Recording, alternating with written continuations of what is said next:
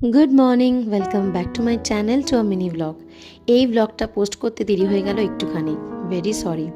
এই ব্লগটা সুমিতের জন্মদিন 20 জানুয়ারি মঙ্গলবারে। দেখে নাও সারাদিন কি হয়েছিল সেদিন।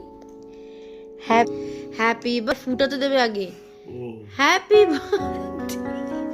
কেকটা ভালো ছিল তো, ওই জন্য কেকটা খেয়ে নিতাম, দেখা যাবে না। ছোট করে খাওয়া বাকি রেখে গতবার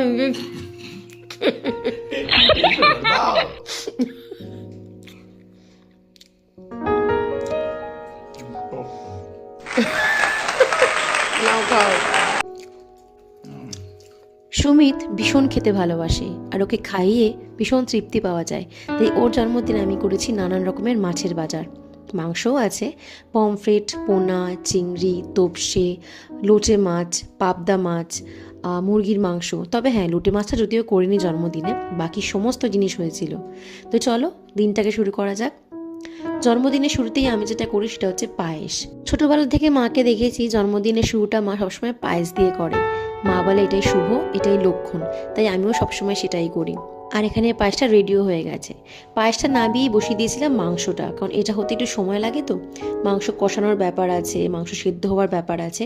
তো মাংসটা ফার্স্টে করে দিয়েছিলাম, দেখতেই পাচ্ছ। তো মাংসটা হয়ে গেছে মানে আমার মনে হচ্ছিল অনেকটা বড় কাজ হয়ে গেছে।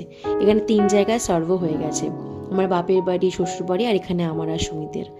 নেক্সট বসিয়ে দিয়েছিলাম পোনা মাছ। পোনা মাছ ঠিক করেছিলাম পেঁয়াজ দিয়ে কালিয়া টাইপের করব। এই জন্য পেঁয়াজটা এখানে রেডিও করে নিয়েছি আর মাছটা পিঠে তুলে রেখেছিলাম। আবার ওর একটু আগে কাঁচা লঙ্কা চিরেও দিয়ে দিয়েছি, এখানে মাছটা রেডি হয়ে গেছে।